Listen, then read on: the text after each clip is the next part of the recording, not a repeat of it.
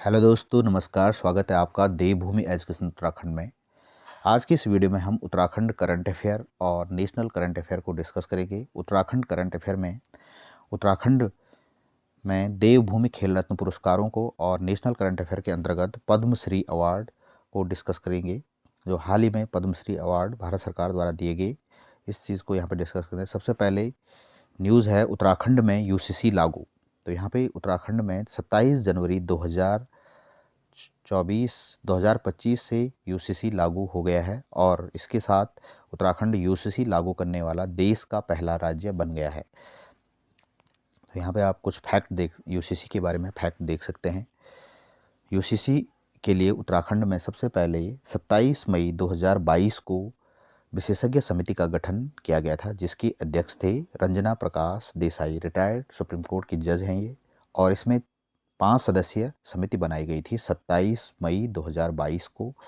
और इसके बाद इसमें 4 सदस्य हैं, प्रमोद कोहली, मनु गौड़ और सुरेखा डंगवाल, और पूर्व आईएएस और मुख्य सचिव शत्रुघ्न सिन्हा की ये इसमें सदस्य हैं।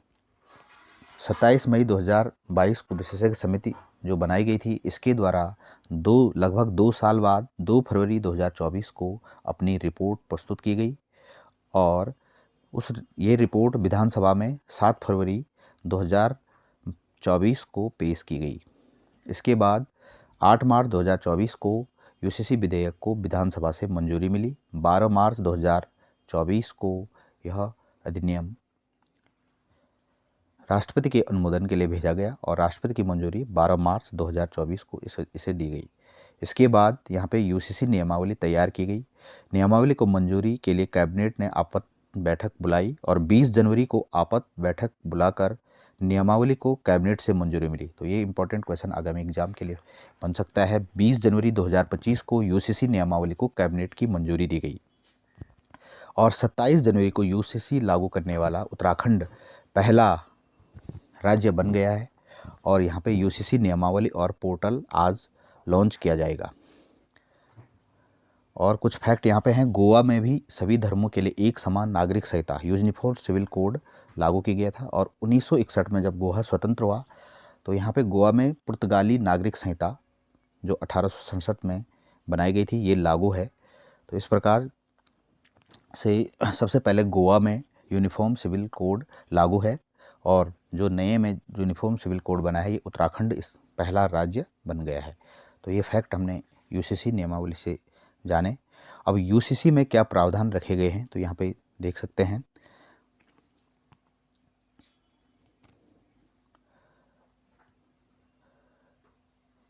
यूसीसी में इस बार जो नियम रखे गए हैं उत्तराखंड में, विवाह की कानूनी आयु को 21 वर्ष और महिला की आयु को 18 वर्ष रखा गया है। और विवाह पर प्रतिबंध, सपिंड विवाह पर प्रतिबंध, लिव इन रिलेशनशिप को कानूनी मान्यता दी गई है। सभी विवाहों को 60 दिनों के भीतर कानूनी रूप से मान्यता मिलनी चाहिए।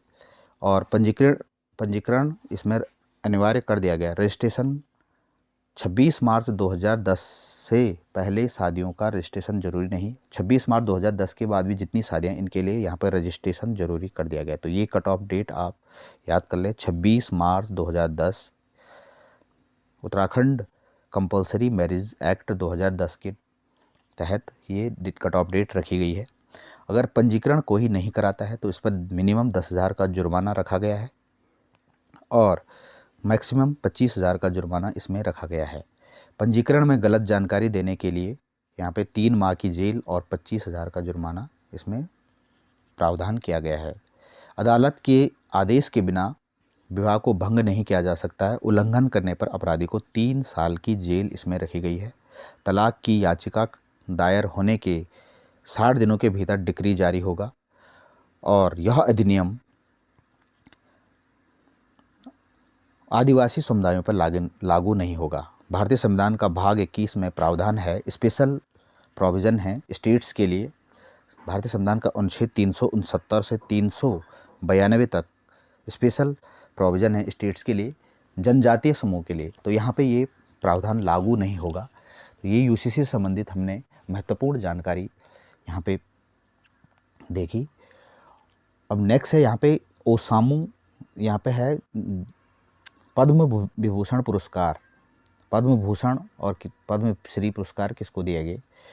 गणतंत्र दिवस की पूर्व संध्या पर गुमनाम नायकों समेत देश की 139 शख्सियतों को पद्म पुरस्कार से सम्मानित किया गया, जिसमें भोजपुरी गायिका शारदा सिन्हा, जस्टिस जगदीश सिंह खेहर, लेखक M T Vasudevan Nair, Suzuki company के संस्थापक ओसामू सुजुकी समेत 7 हस्तियों को पद्म विभूषण दिया गया। 19 को पद्म भूषण और 113 लोगों को पद्मश्री पुरस्कार दिया गया। तो टोटल 139 शख्सियतों को पद्म पुरस्कार से सम्मानित किया गया। तो ये यहाँ पे देख सकते हैं आप, Padma Vibhushan Osamu Suzuki, justice JS Kher, MT Vasudevan और शारदा सिन्हा, ये पद्म विभूषण से ये नवाजे गए। उत्तराखंड से भी यहाँ पे पद्मश्री पुरस्कार दिए गए 2024-25 के। समाज सेवा में जीवन अर्पित करने वाली कौसानी निवासी राधा बहन भट्ट को पद्मश्री पुरस्कार से सम्मानित किया गया। और गणतंत्र दिवस की पूर्व संध्या पर पद्मश्री पुरस्कारों की सूची में उनका नाम शामिल किया गया। पुरस्कार के लिए उनका चयन होना कुमाऊं के लिए यहाँ पे गौरव की बात है। तो कुमाऊं से ये बिलोंग करती है। यहाँ पे देख सकते हैं आप, गार्डियन ऑफ हिल्स भी इनको कहा जाता है, राधा बहन भट्ट को। इनके द्वारा 25 बाल मंदिरों की स्थापना की गई for holistic growth of children. 15,000 बच्चों की इसमें सहायता की गई, specially for neglected hill area. Launched इस इनिशिएटिव, इनके द्वारा जो भी इनिशिएटिव किए गए, 1 आवर स्कूल फॉर गर्ल्स, ये इनका इनिशिएटिव था। Establish A vocational training for women, vocational training इसमें महिलाओं के लिए दी जाती है। पर्यावरण संरक्षण के लिए भी इन्होंने काम किया और अवेयरनेस कैंप इन्होंने ऑर्गेनाइज कराए। तो यहाँ पे पद्मश्री पुरस्कार 91 year old Gandhian dedicated to the women empowerment and environmental protection for 7 decade से इनको महिला सशक्तिकरण और पर्यावरण संरक्षण के लिए ये पुरस्कार दिया गया राधा बहन भट्ट को। तो काफ़ी महत्वपूर्ण फैक्ट है ये आगामी एग्जाम के लिए।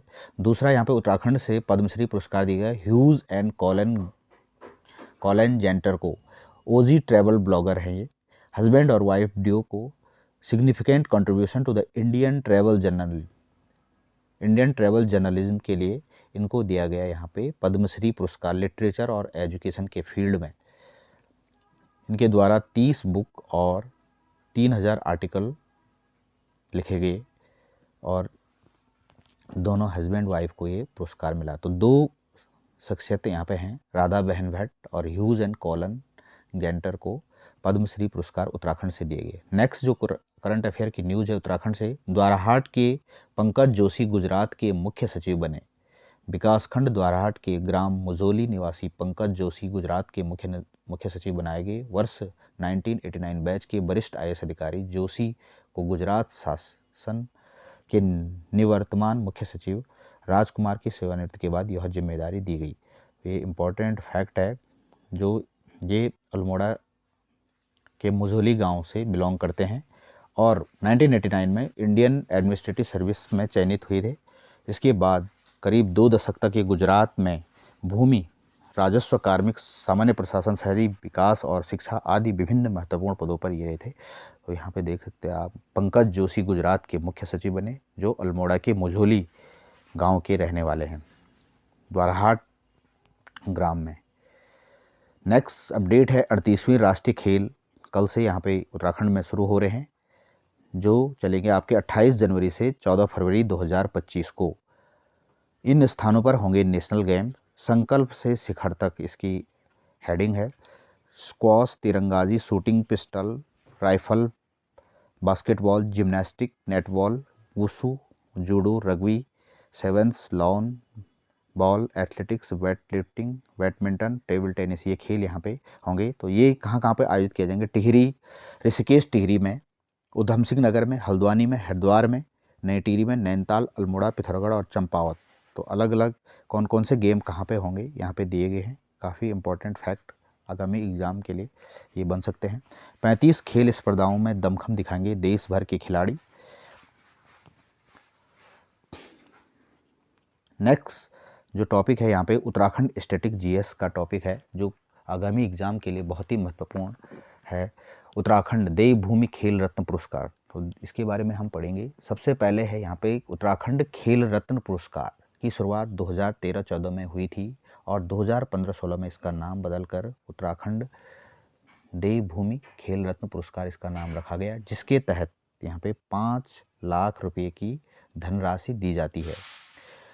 और यहाँ पे 2016 में खेल रत्न पुरस्कार की शुरुआत की गई थी।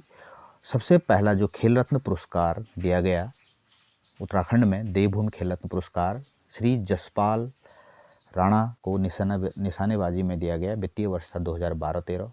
2013-14 में त्रिलोक सिंह बसेड़ा पिथौरागढ़ के रहने वाले फुटबॉल खिलाड़ी हैं। 2013-14 में इनको द्वितीय देवभूमि खेल रत्न पुरस्कार दिया गया। 14-15 में राम बहादुर छेत्री को दिया गया फुटबॉल में। 15-16 में गुरमीत सिंह एथलेटिक्स में। 16-17 में एकता बिष्ट को। 17-18 में मनीष सिंह रावत को एथलेटिक्स में। 18-19 में मनोज सरकार को बैडमिंटन में। 19-20 में लक्ष्य सेन को बैडमिंटन में। और 20-21 में चंदन सिंह को एथलेटिक्स में। और जो इस बार दिया जाएगा इसका अभी घोषणा नहीं हुई है। नेक्स्ट इसमें है उत्तराखंड देवभूमि द्रोणाचार्य पुरस्कार। राज्य सरकार द्वारा इसमें 3 लाख रुपए की राशि पुरस्कार के तहत प्रदान की जाती है। और सबसे पहले जो देवभूमि द्रोणाचार्य पुरस्कार दिया गया था, प्रथम द्रोणाचार्य पुरस्कार 2013 में दिया गया। 2012-13 में ये दिया गया था हरि सिंह थापा को, बॉक्सिंग में दिया गया था। उसके बाद श्री नारायण सिंह राणा, सुश्री रेणु, सुरेंद्र सिंह, लियाकत अली को क्रिकेट में दिया गया था 2016-17 में। तो ये लिस्ट यहाँ पे आप देख सकते हैं देवभूमि द्रोणाचार्य पुरस्कारों की। और जो 21-22 में दिया गया संदीप डुकलान को तीरंदाजी में। तो ये द्रोणाचार्य पुरस्कार दिए गए। नेक्स्ट इसमें इस कैटेगरी में आते हैं 3 कैटेगरी खेल रत्न की है। देवभूमि खेल रत्न पुरस्कार, उत्तराखंड देवभूमि द्रोणाचार्य पुरस्कार और उत्तराखंड लाइफ टाइम अचीवमेंट पुरस्कार। उत्तराखंड लाइफ टाइम अचीवमेंट पुरस्कार प्राप्त करने वाले प्रथम व्यक्ति हैं, ये मुक्केबाज हैं, पद्म बहादुर मल को दिया गया बॉक्सिंग में प्रथम देवभूमि लाइफ टाइम अचीवमेंट पुरस्कार। और इसके तहत 5 लाख रुपए की धनराशि दी जाती है। और अभी तक किन किन व्यक्तियों को लाइफ टाइम अचीवमेंट पुरस्कार मिला है उत्तराखंड में? हरदयाल सिंह को, कैप्टन बहादुर मल को, हंसा मनराल, राजेंद्र सिंह रावत, हरिदत्त कापड़ी, पवन शर्मा, अरुण कुमार सूद, सुरेंद्र कुमार पांडे। तो यहाँ से क्वेश्चन बन सकते हैं कि निम्नलिखित में से किस व्यक्ति को अभी देवभूमि खेल रत्न पुरस्कार नहीं है? तो लिस्ट में आप देख सकते हैं। नेक्स्ट यहाँ पे उत्तराखंड सरकार द्वारा पिछले वर्ष कुछ योजनाएं लॉन्च की गई। मुख्यमंत्री उदीयमान खिलाड़ी उन्नयन खेल छात्रवृत्ति योजना, ये 8 से 14 वर्ष की आयु के खिलाड़ियों को दिया जाता है। और खिलाड़ियों का खेल और कौशल विकसित किए जाने के लिए, उनकी खेल उपलब्धियों को बढ़ावा देने के लिए ये पुरस्कार दिया जाता है। माननीय मुख्यमंत्री उदीयमान योजना के अंतर्गत खिलाड़ियों को प्रति वर्ष आवश्यक बैटरी टेस्ट और उसकी क्षमता के आधार पर 8 वर्ष से 14 वर्ष की आयु के प्रति जनपद 150 बालक बालिकाओं को यहाँ पे ये दिया जाता है। और जिसके तहत टोटल 1500 रुपये प्रति माह छात्रवृत्ति प्रदान की जाती है। 3900 खिलाड़ियों को ये दिया जाता है। मुख्यमंत्री उदीयमान खिलाड़ी उन्नयन खेल छात्रवृत्ति योजना के तहत ये 18 से 14 वर्ष ये इसमें एज ग्रुप है। और 1500 रुपया इसमें छात्रवृत्ति प्रदान की जाती है और टोटल 3900 खिलाड़ियों को। नेक्स्ट है इसमें 14 से 23 वर्ष के खिलाड़ियों को प्रोत्साहन छात्रवृत्ति योजना, जिसके तहत प्रति माह खिलाड़ी को 2000 रुपये छात्रवृत्ति प्रदान की जाती है। और इस योजना में राज्य के प्रतिवर्ष 2600 खिलाड़ी लाभान्वित होंगे। तो ये आज की वीडियो में हमने फैक्ट जाने खेल रत्न, राज्य के खेल संबंधित पुरस्कार और कुछ करंट अफेयर के टॉपिक्स। इसी प्रकार की वीडियो पाने के लिए हमारे चैनल को लाइक, शेयर और सब्सक्राइब करें। नमस्कार।